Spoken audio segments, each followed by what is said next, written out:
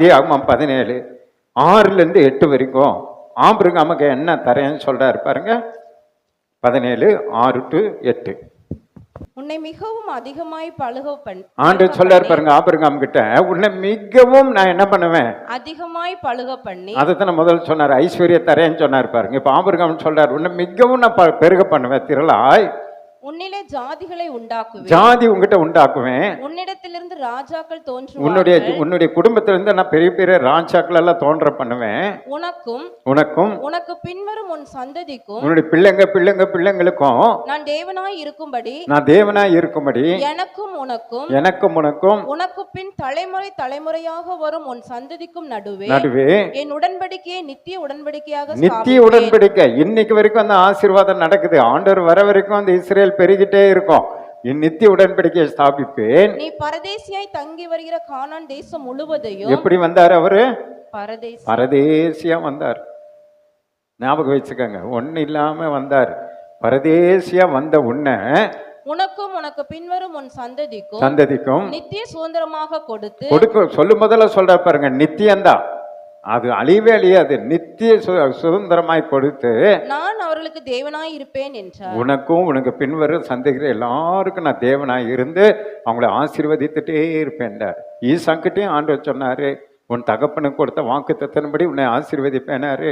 யாக்கோபுக்கிட்டையும் சொன்னாரு, ஆபிரகாமுக்கிட்ட சொன்ன வாக்குத்தத்தன்படி உன்னை ஆசீர்வதிப்பேன் என்று சொன்னாரு.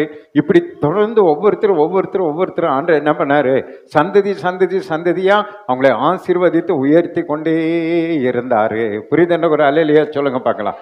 அதே போலதான் ஏன் அந்த மனுஷனை கர்த்தர் ஆசீர்வதித்தார் அப்படின்னா, ஆதியாகமம் 22:11-14 வரைக்கும் வேகமா வாசிங்க. அப்பொழுது கர்த்தருடைய தூதனானவர் வானத்தில் இருந்து ஆபிரகாமே ஆபிரகாமே என்று நல்ல கவனிக்க, ஆபிரகாமே என்று கூப்பிட்டு அவன் இதோ அடியேன் என்றான்.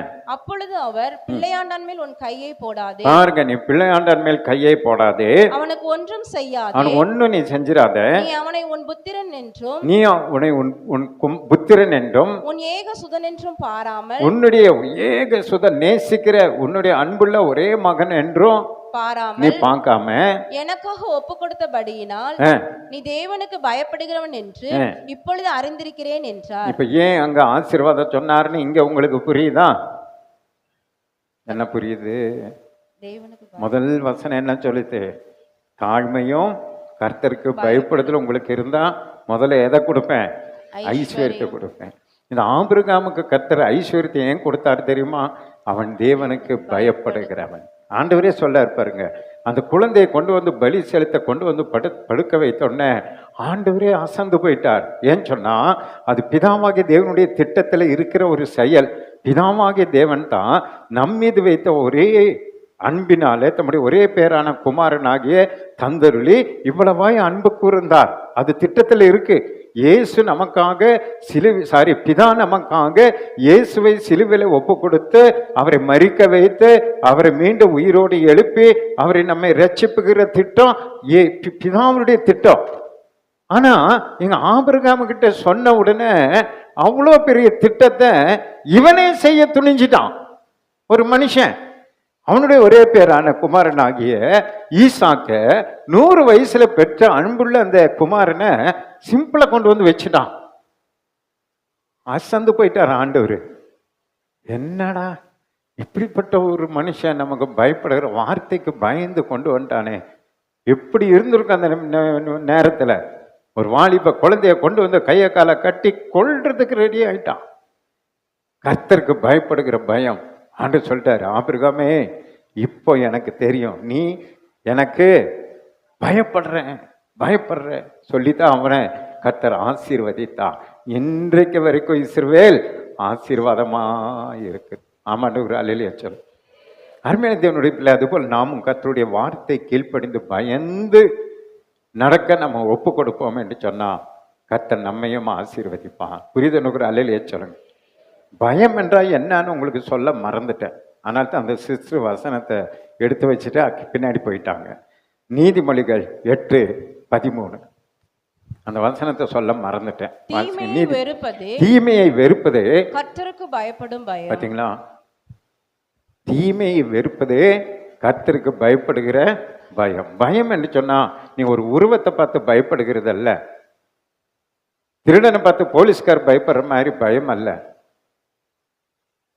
தீமையை நீங்க வெறுத்தீங்கன்னா போதும்.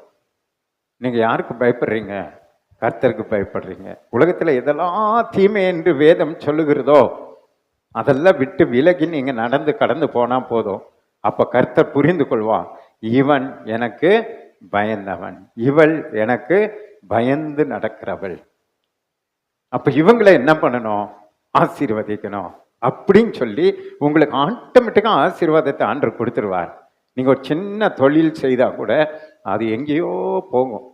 காரணம் என்னன்னா, ஆபிரகாம் கிட்ட சொன்னது போல உங்க கூட சொல்லுவாரு, இப்பொழுது நீ எனக்கு பயப்படுகிறவள் என்று நான் அறிந்திருக்கிறேன் என்று சொல்லி அந்த பயத்தை கண்டு, கர்த்தருக்கு பயப்படுகிற பயத்தை கண்டு உங்களை படிப்படியாய் கர்த்தர் ஆசீர்வதித்து கொண்டே இருப்பார். நம்புறவங்க மட்டும் ஒரு அலையிலேயே சொல்லணும். அப்ப அந்த தீமையை விட்டு விடுகிறதல்ல, தீமையை வெறுக்கிறது. நாம் என்ன பண்றோம்னா பாவத்தை விட்டு விடுகிறோம், ஆனா பாவத்தை வெறுப்பதில்லை. அடிக்கடி நான் சொல்லுவேன், அது எத்தனை பேர் மறந்துட்டீங்கன்னு நினைக்கிறேன். இந்த சுகர் பேஷண்ட், எங்களை போல இருக்கிற சுகர் பேஷண்ட் பாருங்க, சர்க்கரை வியாதிக்காரங்க, இந்த சர்க்கரை சாப்பிட்றத விட்டு விட்டுருப்பாங்க, ஆனா வெறுக்க மாட்டாங்க. புரியுதா உங்களுக்கு? வெறுக்க மாட்டாங்க, விட்டுருப்பாங்க. ஏன்? சாப்பிட்டா சுகர் ஏறுது, விட்டு வச்சிருது. ஆனா எங்கேயாவது ஃபங்க்ஷனுக்கு போனா பளபளப்பலான்னு இந்த ஜிலேபி கேக்கு ஏதாவது கண்ணுக்கு தெரிஞ்சா இவங்களுக்கு உறுத்தும். ஏன்? உள்ள ஆசை. சாப்பிட்டா சுகர் ஏறுது, கண்ட்ரோல் பண்ண முடியாது.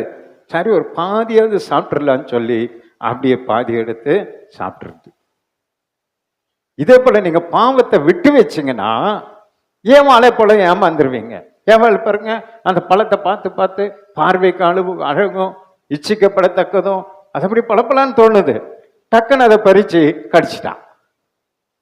அதே போலத்த பாவமும் நம்ம விட்டு வைத்திருந்தா என்னைக்காவது ஒரு நாள் நம்ம அதை சோதனையில சாத்தான் சோதிக்கும் பொழுது நம்ம அதை தொற்றுவோம், பாவத்தை செஞ்சிருவோம். அதனால தான் ஆண்டவர் சொல்ல, தீமையை வெறுப்பதே கர்த்தருக்கு பயப்படுகிற பயம். வெறுத்துட்டோன்னு வைங்க, நம்ம தொடவே மாட்டோம். அதான் வேதம் சொல்லுது. ஒருத்தர் அதை வெறுத்துட்டேன்னா அதை பார்க்க கூட விரும்ப மாட்டான், தொடவும் விரும்ப மாட்டான். அப்படிப்பட்ட ஒரு எண்ணமுடையவர்களாய் பாவத்தின் மேல தீமையின் மேல நம்ம மனம் மாறி ஆண்டவருடைய பலனை பெற்று பரிசுத்த ஆவியினுடைய உதவியோடு கூட அப்படி ஒரு வெறுப்புள்ளவர்களாய் நம்ம மாறிட்டோன்னு வைங்களேன். பவுல் சொல்லார் பாருங்க, பூமியில நான் பார்க்குற எல்லாத்தையும் குப்பையும் தூசியமாய் எண்ணுகிறேன்றாரு. அல்லேலூயா. இதெல்லாம் அனுபவிக்கிறதுனால அழிந்து போகிற காரியம், இதெல்லாம் ஒன்றும் இல்லை அப்படின்னு வேதம் சொல்லுகிறது. அப்படிப்பட்ட எண்ணத்துக்குள்ள நம்ம என்னைக்கு வருகிறோமோ அன்றைக்கு உங்களுக்கு ஐஸ்வர்யத்தினுடைய குறைவே இருக்காது. கரங்களை தட்டி ஆண்டவர் சந்தோஷப்படுத்துங்க பார்க்கலாம். அதைத்தான் சங்கீதம் 128 1-6 வரைக்கும் சொல்லப்பட்டிருக்கு பாருங்க. நீ கர்த்தருக்கு பயந்து நடந்தா உங்க குடும்பம் எப்படி ஆசீர்வாதமா இருக்குன்றத வாசிங்க வேகமா. கர்த்தருக்கு பயந்து அவர் வழிகளில் நடக்கிறவன் எவனோ அவன் பாக்கியவான். உன் கைகளின் பிரயாசத்தை நீ சாப்பிடுவாய். பாத்தீங்களா? உங்க வேலையை ஆசீர்வச்சிருவாரு, கோடி கோடியா அது பெருகும். ஏன்னா நீங்க ஆண்டருக்கு பயப்படுறீங்க, நீங்க செய்கிற வேலையில ஆசீர்வாதம் வந்துடும். ஆட்டோமேட்டிக்கா உங்க தொழில் வளம் பெருக ஆரம்பிச்சிடும். உனக்கு பாக்கியமும் நன்மையும் உண்டாயிருக்கும். உன் கையின் பிரயாசத்தை நீ சாப்பிடுவான். மற்றவங்ககிட்ட ஏந்த மாட்டேன், கையேந்த மாட்டீங்க, கடன் வாங்க மாட்டீங்க, மாமனார் வீட்டில் போய் 4 நாள் உட்காந்து சாப்பிடலான்னு நினைக்க மாட்டீங்க, மற்றவங்க வீட்டுல போக மாட்டீங்க. உங்க கையின் பிரயாசத்தை நீங்க சாப்பிடுவீங்க. பாக்கியமும் நன்மையும் உங்களுக்கு உண்டாயிருக்கும். உன் மனைவி உன் வீட்டோரங்களில் கனிதரும் திராட்சை செடியை போல் இருப்பாள். உன் பிள்ளைகள் உன் பந்தியை சுற்றிலும் ஒலிவமர கன்று. உங்க வீட்டுல உங்க பந்தியை சுற்றிலும் ஒலிவமரம். ஒலிவமரம்னா உலகத்துல விலை உயர்ந்த மரம், நிறைய மருத்துவ குணமுள்ள மரம். அது ஆண்டவர் தம்முடைய அபிஷேகத்திற்காக அந்த தைலத்தை பயன்படுத்தின ஒரு மரம். நோவாவினுடைய காலத்துல அது தண்ணீர் வற்றினது என்பதை அவர்களுக்கு நற்செய்தியை கொண்டு போன ஒரு மரம். அந்த மரத்தினுடைய இலையத்தான் புறா கொத்தி கொண்டு போய் காண்பித்தது. அப்பதான் நான் நோவா தெரிந்து கொண்டா தண்ணீர் கீழே போயிடுச்சு அப்படிங்கிற. அப்போ ஒரு நற்செய்தியை அனுப்புகிற ஒரு மரம் அது. பாருங்க எத்தனை குணம் அதுல. அப்புறம் உறுதியான மரம், அத்தனை நாள் தண்ணிக்குள்ள இருந்தும் அது அழுகி போகல, அப்படி ஸ்ட்ராங்கா நின்றுட்டு இருந்துச்சு.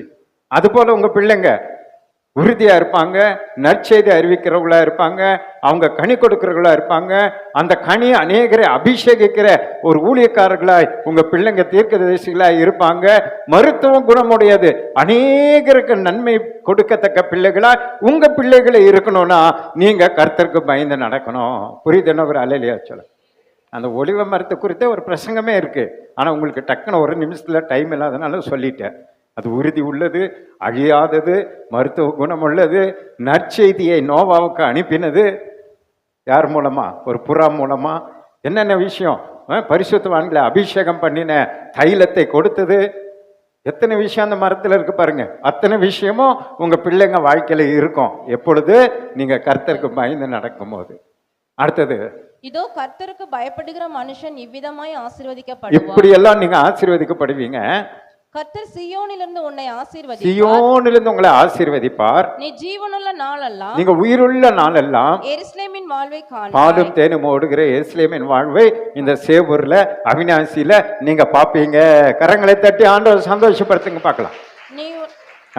நீ உன் பிள்ளைகளின் பிள்ளைகளையும் பாருங்க, ஆயுசு நாள் பெருக பண்ணுவா. நீ உன் பிள்ளைகளின் பிள்ளைகளையும் இஸ்ரவேலுக்கு உண்டாகும் சமாதானத்தை காண்பா. ஆயுசு நாளே கர்த்தர் பெருக பண்ணி பிள்ளைகளுடைய பிள்ளைகளை காண செய்து சமாதானத்தை கர்த்தர் உங்களுக்கு தரணும்னா ஒரு மந்திரம் இல்லை. கர்த்தருக்கு பயப்படுகிற பயம் இருந்தா போதும். தீமையை விட்டு விலகி நன்மை செய்தால் போதும், சகல ஆசீர்வாதம் உங்களுக்கு வந்துடும். புரியுது என்ன ஒரு அல்லையா சொல்லுங்க பார்க்கலாம். இது நம்ம செய்யாம நான் ஜெபம் பண்றேன், நான் அது பண்றேன், எது பண்ணாலும் வராது. வசனத்துக்கு கீழ்ப்படிந்தா எல்லாம் தானா வரும். கரங்களை தட்டி ஆண்டவர் சந்தோஷப்படுத்துங்க. அடுத்தது ஆதியாகமம் 45:13 வாசிங்க. எகிப்திலே எனக்கு உண்டாயிருக்கிற சகல மகிமையை. எகிப்திலே யாருன்னா யோசேப் சொல்ற பாருங்க. அவருக்கு எகிப்திலே என்ன உண்டாயிருந்ததா?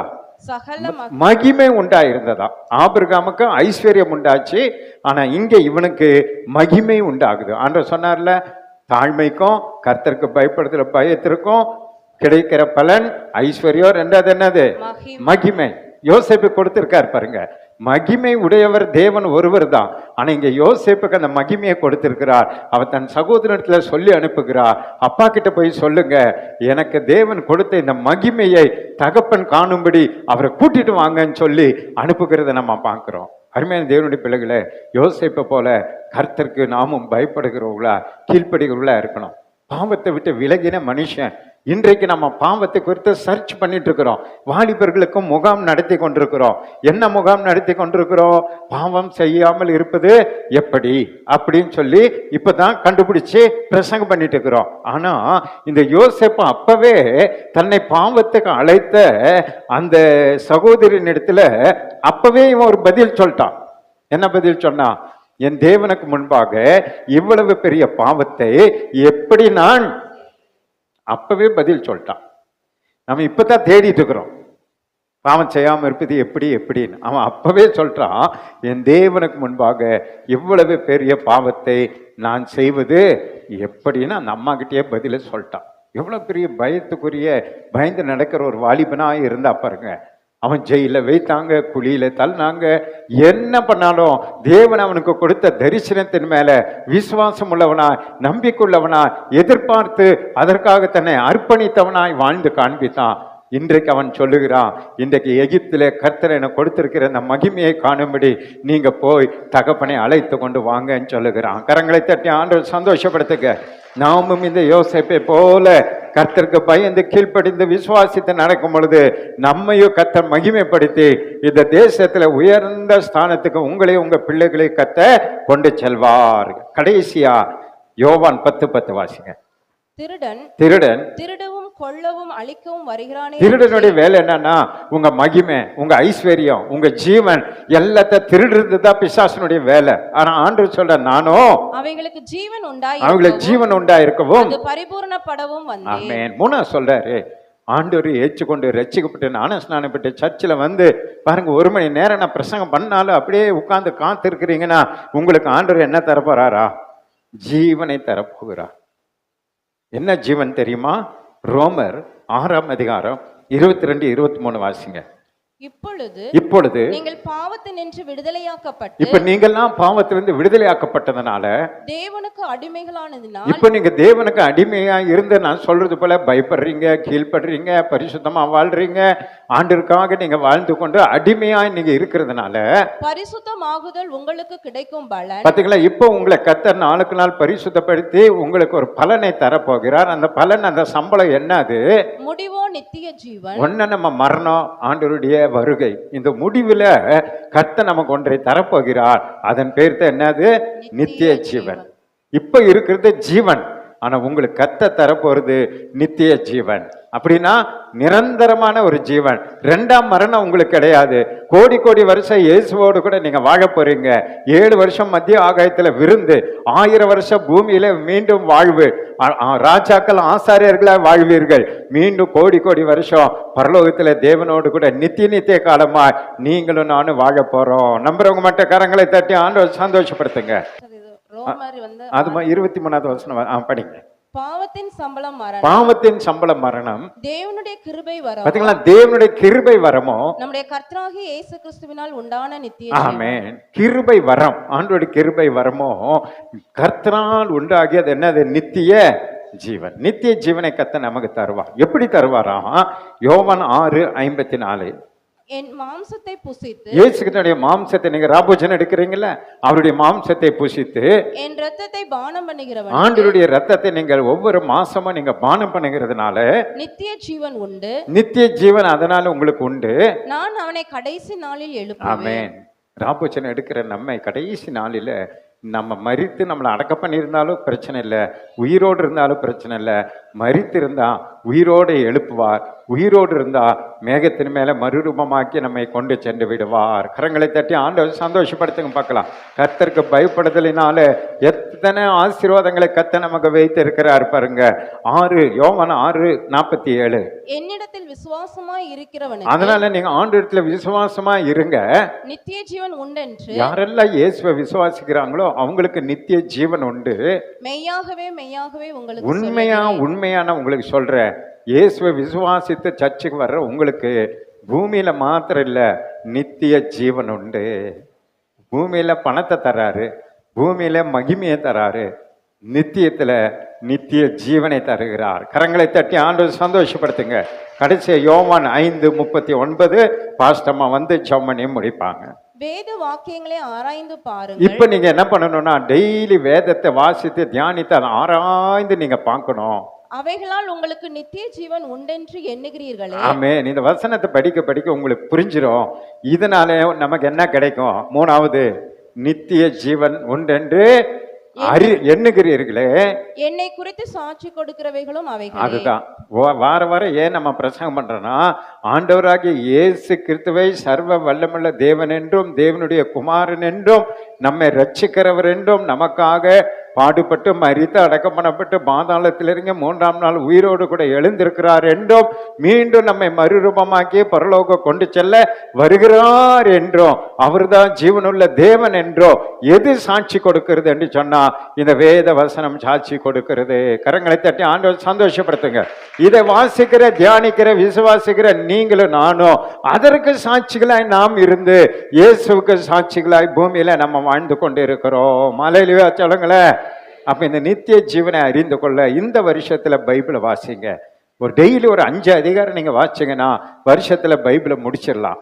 இந்த பைபிளை படிக்க படிக்க படிக்க இயேசு யார், எப்படிப்பட்டவர் என்பதை நீங்க அறிந்து கொள்ளலாம். நீங்க படித்து தியானிக்கும் பொழுது ஆட்டோமேட்டிக்கா இதில் உள்ள வாக்கு தத்தங்கள் உங்க வாழ்க்கையில நிறைவேறும். இருக்கிற இந்த நிலையிலிருந்து கர்த்தர் உங்களை 1000 மடங்கு உயர்த்துவார். எத்தனை பேர் விசுவாசிக்கிறீங்க? அதனால கர்த்தருக்கு பயப்படுங்க, தாழ்மைப்படுங்க, விசுவாசமா இருங்க, வேதத்தை வாசிங்க, தியானிங்க, நம்புங்க. கர்த்தர் நம்மை ஆசீர்வதித்து உயர்த்துவார். எத்தனை பேர் விசுவாசிக்கிறீங்க? பாஸ்டமா வந்து ஜெபம் பண்ணி முடிப்பாங்க. எல்லாரும் எழுந்து நிற்போம். எல்லாரும் எழுந்து நிற்போம். Thank you Jesus, thank you Jesus. நன்றி செலுத்துறோம் அப்பா. எல்லாரும் ஒருமனப்பட்டு எழும்பி நிற்கலாம். இந்த செய்திக்கு நேராக நம்மை அர்ப்பணிக்கலாம். நமக்கு ஐஸ்வர்யம் வேணும், மகிமை நம்முடைய பெயர் பிரஸ்தாபமாகணும். நமக்கு ஜீவன் தேவை, நித்திய ஜீவனும் தேவை என்று வாஞ்சிக்கிறோம். ஆனால் அதற்கு மூல காரணம் எதெல்லாம் பெற்றா எப்படி நாம் இருந்தால் இதையெல்லாம் நம்ம சுதந்திரிக்க முடியும் என்ற செய்தி இந்த கால வேளையிலே கர்த்தர் நமக்கு தந்திருக்கிறார். Thank you Jesus. ஹல்லேலூயா. நன்றி செலுத்துகிறோம், நன்றி செலுத்துகிறோம், நன்றி செலுத்துகிறோம், நன்றி செலுத்துகிறோம் அப்பா. தகப்பனே உமக்கு நன்றி செலுத்துகிறோம், தகப்பனே உமக்கு நன்றி செலுத்துகிறோம் ஐயா. தாழ்மைக்கும் கர்த்தருக்கு பயப்படுதலுக்கும் வரும் பலன் ஐஸ்வர்யமும் மகிமையும் ஜீவனுமா.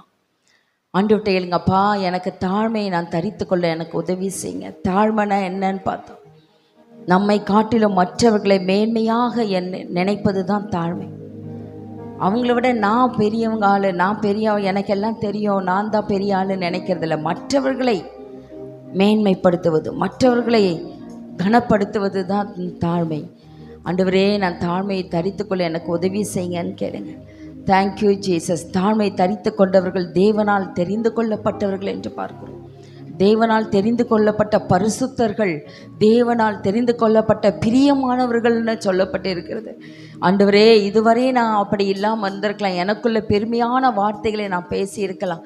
இப்பொழுது என்னை நான் தாழ்த்துகிறேன்ப்பா, உங்களுடைய சமூகத்தினராக என்னை அர்ப்பணிக்கிறேன்னு ஒரு தீர்மானம் எடுங்க.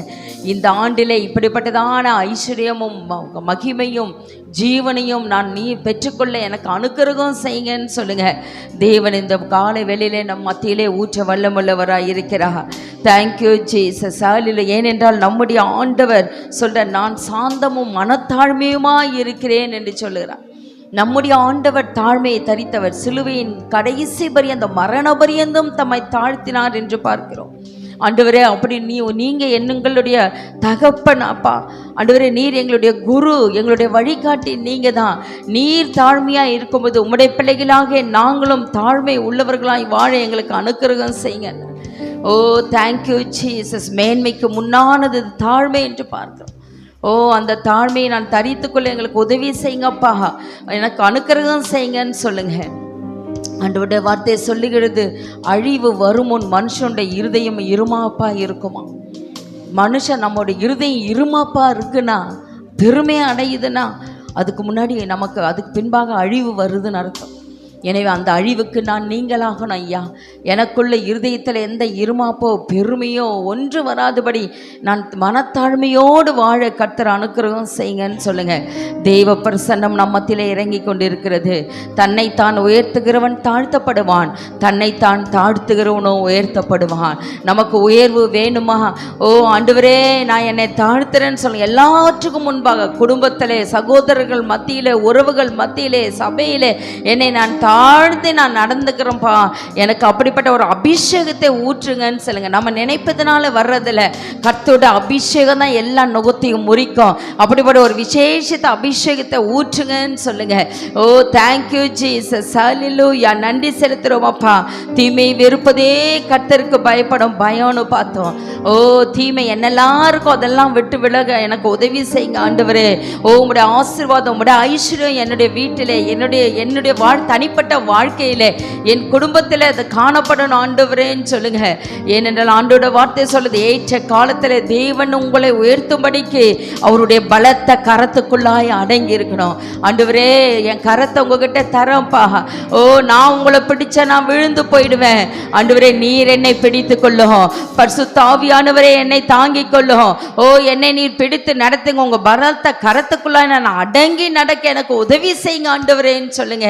ஓ தேங்க்யூ ஜீசஸ். ஹல்லேலூயா. நன்றி செலுத்துறோம் அப்பா, நன்றி செலுத்துறோம் அப்பா. அநேக உதாரணங்களை பார்த்தோம். யோசேப்பை பார்த்தோம், ஆபிரகாமை குறித்து பார்த்தோம். ஓ, கடைசி வரையும் யோசேப்பு எகிப்திலே சகல மகிமையும் தன் தகப்பனுக்கு சொல்லும்படி அனுப்பினார். எல்லாம் அவருடையதாக இருந்தது. அதிகாரத்தை கர்த்தர் தந்திருக்கிறார். அருமையான தேவனுடைய ஜனமே, நமக்கு மகிமை உன் பெயரை பூமியிலே பெருமைப்படுத்துவேன் என்று சொன்னாரே, உன்னை கீர்த்தியும் புகழ்ச்சியுமாக வைப்பேன் என்று சொன்னாரே. அந்த பெயரெல்லாம் வரணும்னா நம்முடைய வாழ்க்கையிலே மனத்தாழ்மையும் கர்த்தருக்கு பயப்படுதலும் நமக்கு தேவை. ஓ தேங்க்யூ ஜீசஸ். ஹல்லேலூயா. நன்றி செலுத்துறோம் அப்பா, நன்றி செலுத்துறோம் அப்பா, நன்றி செலுத்துறோம் அப்பா. நித்திய ஜீவனை சுதந்திரத்துக் கொள்வது எப்படி? பாவத்திலிருந்து விடுதலையான நித்திய ஜீவனை சுதந்திரத்துக் கொள்ள முடியும். கர்த்தர் பேரில் விசுவாசம் வைத்தா போதும். அவருடைய வார்த்தைகளை அனுதினமும், தேவ வார்த்தைகளை, வாக்கியங்களை வாசித்து அதை தியானித்தா போதும். வேத வாக்கியங்கள் எல்லாம் தெய்வாவியினால் அருளப்பட்டிருக்கிறது. ஓ தேங்க்யூ. அதை நான் வாசிக்க எனக்கு உதவி செய்யுங்கன்னு சொல்லுங்க. சொன்னது போல ஒரு நாளைக்கு 4 அதிகாரம் முதல் 5 அதிகாரம் வரை வாசித்தா போதும். இந்த வருடத்திலே முடிவிலே ஒரு முறை நாம் வேதாமத்தை முடித்து விடலாம். இப்பொழுது தீர்மானம் எடுங்க, ஆண்டவருக்குள்ள தீர்மானம் எடுங்க. ஆலயத்தில் நிற்கிற நீங்க படிக்க தெரிந்தோ படிக்க தெரியலையோ, படிக்க தெரியாதவங்க அந்த ஆடியோ பைபிளை ஆன் பண்ணிக்கோங்க. 4 அதிகாரம் 5 அதிகாரம் அது சொல்லும் போது கொஞ்ச நேரம் அதை உற்று கவனிங்க. அப்படியே நீங்க வருடத்துல ஒரு பைபிள் படித்து முடித்த மாதிரி. ஆடியோ பைபிள் வாங்கினவங்க, படிக்க தெரியாதவங்க, நீங்க ஒரு நாளைக்கு 4-5 அதிகாரத்தை கேளுங்க. படிக்க தெரிந்தவங்க 5 அதிகாரத்தை படித்து முடியும். ஆதியாமத்தை முதல் ஆரம்பி. இந்த வருடத்துக்குள்ளாக வெளிப்படுத்தின விசேஷம் முடித்து விடலாம். ஒரு முறையாவது வேதத்தை முடிக்க கர்த்தர் அனுக்கிரகம் செய்வார். Thank you Jesus. அர்ப்பணிங்க, தீர்மானம் பண்ணுங்க. நன்றி செலுத்துறோம் அப்பா, நன்றி செலுத்துறோம் அப்பா. தகப்பனே, உம்முடைய பிள்ளைகளாக நாங்கள் எடுத்த இந்த தீர்மானத்தில் நாங்கள் நிலைத்திருக்க உதவி செய்யுங்கப்பா. வருஷம் ஆரம்பத்தில் முதல் நாளில் தீர்மானம் எடுக்கிறோம், அது நாள் அடைவில் அப்படியே தேய்ந்து அதை மறந்து போகிறது. இந்த காலை வேளையில இந்த புதிய தீர்மானத்துக்கு நான் கீழ்ப்படி எனக்கு உதவி செய்யுங்கன்னு சொல்லுங்க. இப்போது விசேஷித்த அபிஷேகம் உங்களை ஆளுகை செய்து கொண்டிருக்கிறது. பரிசுத்த ஆவியானவர் இந்த ஆலயம் முழுதும் அசைவாடி கொண்டிருக்கிறார். யாரும் வேடிக்கை பார்க்காதீங்க. கண்களை மூடி ஆண்டவர்கிட்ட உள்ளத்தின் ஆழத்திலிருந்து ஆண்டவரோடு உறவு கொள்ளுங்க. ஆண்டவரோடு அர்ப்பணிங்க. ஆண்டவரிடத்துல அர்ப்பணிங்க. அவர்கிட்ட பேசுங்க. கண்களை மூடி நீங்க பேசுங்க. ஆண்டவரே, நான் இந்த தீர்மானத்தை எடுக்கிறேன்ப்பா. வேதத்தை ஆராய எனக்கு உதவி செய்யுங்க. வேதத்தை வாசிக்க எனக்கு உதவி செய்யுங்க அப்பா. விசுவாசத்தோடு ஆண்டவரே, உம்முடைய பேரில் நான் விசுவாசம் வைத்து நித்திய ஜீவனை சுதந்தரிக்க எனக்கு அனுக்கிரகம் செய்யுங்க. இந்த பாவத்திலிருந்து பெரிதான விடுதலை இந்த ஆண்டில் எனக்கு கட்டளையிடுங்க. தொடர்ந்து நான் திரும்பவும் செய்யக்கூடாது. செய்த பாவத்தையே மீண்டும் மீண்டும் நான் செய்து என்னை நானே எல்லாவற்றிலும் நான் குறைவுள்ளவளாய் காணப்படுகிறேனே. உங்க ஆசீர்வாதம் ஐஸ்வர்யம் எனக்கு தேவை. உங்க மகிமை எனக்கு தேவைப்பா. அப்பா, நீர் வைத்திருக்கிற நித்திய ஜீவனை நான் சுதந்தரிக்க எனக்கு உதவி செய்யுங்கன்னு சொல்லுங்க. கர்த்தர் உதவி செய்ய வல்லமுள்ளவராயிருக்கிறார். Oh thank you Jesus, thank you Jesus, thank you Jesus. உம்முடைய வல்லமை இறங்கட்டும் அப்பா. ஒவ்வொரு மீது உம்முடைய பரிசுத்த ஆவியானவர் நிரம்புவீராக. பரிசுத்த ஆவியானுடைய அசைவாடுதல் உன் பிள்ளைகள் மீது ஊற்றப்படட்டும். உம்முடைய பிள்ளைகள் மீது ஊற்றப்படட்டும் ஐயா. ஓ ஜீசஸ், ஹல்லேலூயா. ஆவியானவரே, 120 பேர் ஒருமனப்பட்ட ஓரிடத்துல கூடி வந்த போது மேல் வீட்டு அறையிலே அப்பா நீர் இறங்கி வந்தீரே, அதே பரிசுத்த ஆவியானவர் இந்த கால வேளையில் உம்முடைய பிள்ளைகள் மீது ஊற்றப்படுவீராக. எடுத்த தீர்மானத்தை ஆண்டவர் அதை நிறைவேற்ற உதவி செய்வீராக. என்னென்ன தீர்மானம் எடுத்தார்களோ அதில் எல்லாம் ஆண்டவரை நிலைத்திருக்க கர்த்தர் நீர் ஞாபகப்படுத்துவீராக. கர்த்தர் நீர் அபிஷேகிப்பீராக. கர்த்தர் உம்முடைய பிள்ளைகளை வல்லமையாய் பயன்படுத்துவீராக. உம்முடைய சித்தம் உம்முடைய பிள்ளைகள் வாழ்க்கையிலே நிறைவேறட்டும் ஐயா. நீர் கொடுத்த ஐஸ்வர்யம், நீர் வைத்திருக்கிற மகிமை, ஆண்டவரே உம்முடைய நித்திய ஜீவன் எல்லாவற்றையும் நாங்கள் சபையாக சுதந்தரிக்க கர்த்தர் நீர் அனுக்கிரகம் செய்தல வேண்டுமாய் ஜெபிக்கிறோம். விசேஷமாய் கூட இந்த காலை வேளையில் என்னென்ன தேவையோடு உடைய பிள்ளைகள் வந்திருக்கிறார்களோ, பாரத்தோடு வேதனையோடு கலக்கத்தோடு உடைய சமூகத்திலே வந்தா கொஞ்ச நேரம் ஆறுதல் என்று வந்திருக்கிறார்களோ, அவர்களை கர்த்தர் நீர் ஆறுதல் படுத்துவீராக. சமாதானத்தினால் இடைகட்டிக் கொள்வீராக. வியாதியின் கூறுகளிலிருந்து முற்றிலும் விடுதலையாக்குவீராக. இயேசுவின் இரத்த உச்ச தலை முதல் உள்ளங்கால் வரை இறங்கட்டும். இயேசுவின் ரத்தம் இறங்கட்டும் அப்பா. ஒரு ஆரோக்கியம் உண்டாகட்டும். திருமணத்துக்கு ஆயத்தமாய் இருக்கிற பிள்ளைகளுக்கு திருமண காரியங்களை வாய்க்க பண்ணுவீராக. இந்த ஆண்டிலே ஆண்டவரை ஏற்ற துணை அவர்கள் கண்டு நன்றி சொல்ல கர்த்தர் உதவி செய்தல்வீராக. தடைகளை எல்லாம் இயேசுவின் நாமத்தால் அப்புறப்படுத்துவீராக. நல்ல வேலை வாய்ப்புகளை எங்கள் வாலிப பிள்ளைகளுக்கு கர்த்தரை தாங்க. வாலிபர்களுக்கு நல்ல வேலை வாய்ப்புகளை தாங்கப்பா. நல்ல வருமானம் பெருகட்டும். ப்ரமோஷன் இந்த ஆண்டிலே அவர்களுக்கு கிடைக்கட்டும் அப்பா. எல்லாவற்றிலும் நல்ல குட் நேம் வாங்க, நல்ல பெயரை எடுக்க கர்த்தர் உதவி செய்வீராக. திருமணமாகி குழந்தை இல்லாத தம்பதியினருக்கு குழந்தை செல்வத்தை கர்த்தர் கட்டளிடுவீராக. பிள்ளைகள் கர்த்தரால் வரும் சுதந்திரம், கர்ப்பத்தின் கனி அவரால் கிடைக்கும் பலன் என்று வேதத்திலே பார்க்கிறோமே. அந்த வார்த்தையை விசுவாசிக்கிறோம் ஐயா. உம்மிடத்திலே வார்த்தை உண்டு. அந்த வார்த்தையை நாங்கள் அப்படியே உட்கொள்ள உதவி செய்வீராக. எங்கள் பிள்ளைகள் ஆண்டவரே ஆசீர்வாதமாய் இருக்கட்டும் ஐயா. தகப்பனை வீடு வாசல் இல்லாத கர்த்தர் வீடு வாசலை உண்டு பண்ணி தருவீராக. விசேஷமாய் கடன் பாரத்தில் தவிக்கிற பிள்ளைகளுக்கு அதிலிருந்து ஒரு பெரிய விடுதலை கர்த்தரை கட்டளிட வேண்டுமா ஜெபிக்கிறோம். கைகளின் பிள்ளைகளின் பிரயாசத்தை ஆசீர்வதிப்பேன் என்று சொன்னீரே. உம்முடைய பிள்ளையுடைய என்னென்ன தொழில் செய்தாலும், விவசாயம் செய்தாலும், வியாபாரம் செய்தாலும் அப்பா அவருடைய பிள்ளைகளுடைய கரம் ஆசீர்வதிக்கப்படட்டும் ஐயா. புதிய புதிய தொழில்களை ஆரம்பிக்க உதவி செய்வீராக. புதிய புதிய வேலை வாய்ப்புகளை உண்டு பண்ணி தருவீராக அப்பா. அது நிமித்த நல்ல சம்பாதித்து புசித்து திருப்தி அடைந்து மீதம் எடுக்க கர்த்தர் நீர் அனுக்கிரகம் செய்வீராக. பலவீனத்தோடு வியாதியோடு இந்த வியாதியிலிருந்து எனக்கு விடுதலை வேண்டும் என்று சொல்லி வந்திருக்கிற உம்முடைய பிள்ளைகளுக்கு நீ சமாதானத்தோட போ, உன் வியாதி நீங்க சுகமாய் இரு என்று ஒரு வார்த்தை சொல்ல வேண்டுமாய் ஜெபிக்கிறோம் ஐயா. இது உமக்கு லேசான காரியம், இது உமக்கு லேசான காரியம் ஐயா. ஒரு வார்த்தை சொல்லும் அப்பா, உம்முடைய பிள்ளைகள் சுகித்து இருப்பார்களே தகப்பனே, உம்முடைய பிள்ளைகள் ஆசீர்வதிக்கப்பட்டு இருப்பார்களே. உங்க வார்த்தை ஆண்டவரே, ஓ நீ செய்வதை சொல்லுகிற தகப்பன், நீ எழுதி வைத்திருக்க எல்லா தீர்க்க தரிசனங்களையும் நிறைவேற்றுகிற தகப்பன் அப்பா. உம்முடைய பிள்ளைகள் வாழ்க்கையிலே அப்படிப்பட்ட நன்மைகளை கண்டு நன்றி சொல்ல கர்த்தர் உதவி செய்வீராக. தொடர்ந்து உம்முடைய பிள்ளைகளை கர்த்தர் காத்துக்கொள்ளும் அப்பா. அது சுகமாய் சென்று ஆண்டவரே தொடர்ந்து அவர்கள் பணியிலே ஈடுபட உதவி செய்வீராக அப்பா. உம்மை ஸ்தோத்திரிக்கிறோம். ஆக்சிடென்ட் ஆவிகளுக்கும் திடீர் மரணங்களுக்கும் எங்களையும் எங்கள் சபை மக்களையும் உறவுகளையும் சொந்த பந்தங்களையும் இரத்த கலப்பானவர்களையும் கர்த்தர் வேலி அடைத்து பாதுகாத்துக் கொள்ள வேண்டும் ஜெபிக்கிறோம் ஐயா. செய்தி கொடுத்த உம்முடைய தாசனை இன்னும் அநேக லட்சம் கர்த்தர் பயன்படுத்துவீராக. எங்களை தாழ்த்துகிறோம், பெருமையாக்குகிறோம், உம்முடைய நாமத்தை உயர்த்துகிறோம். இயேசுவின் மூலம் ஜெபிக்கிறோம் எங்கள் ஜீவனுள்ள நல்ல பிதாவே, ஆமென். என் ஆத்துமாவே கர்த்தரை ஸ்தோத்திரி, என் முழு உள்ளமே பரிசுத்த நாமத்தை ஸ்தோத்திரி. என் ஆத்துமாவே கர்த்தரை ஸ்தோத்திரி, கர்த்தர் செய்த சகல உபகாரங்களையும் மறவாதே. ஆமென். நம்முடைய கர்த்தராகிய இயேசு கிறிஸ்துவின் கிருபையும் பிதாவாகிய தேவனுடைய அன்பும் பரிசுத்த அவருடைய அந்யோன்ய ஐக்கியமும் சமாதானமும் சந்தோஷமும் இன்றைக்கும் என்றைக்கும் சதா காலங்க நம் அனைவரோடு கூட இருப்பதாக. ஆமென். அல்லேலூயா, அல்லேலூயா, அல்லேலூயா. God bless you. கர்த்தர் உங்களை ஆசீர்வதிப்பாராக.